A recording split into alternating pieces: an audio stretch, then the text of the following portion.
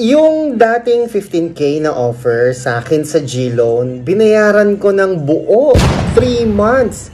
Tapos, bumaba ng 2,000 yung credit limit ko. Yan po yung tanong sa atin ni Febelin Gozon, 5887. Hindi pala tanong yun. Message pala yun. Sabi ko sa inyo guys pag nag-advance full payment po kayo, I'm telling you, it's either bumaba yung inyong credit limit or tuluyan na pong mawala. Ayaw po kasi ni GCash, ni G-Loan, na mag-advance full payment po tayo. Gusto niya yung monthly na binabayaran po. Gusto po niya, kasi computed na nga po niya yung kanyang kikitain sa G-Loan. I'm so afraid.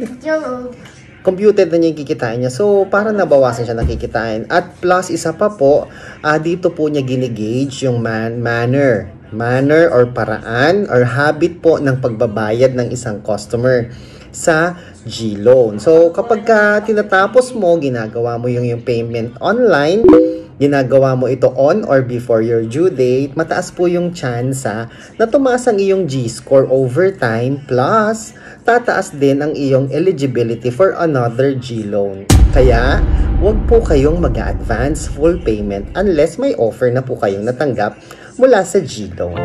Ako po si Chico. Kung may katanungan po kayo, please comment down below. And please subscribe to my channel. Ako po si Chico. Enjoy the rest of the day and God bless po.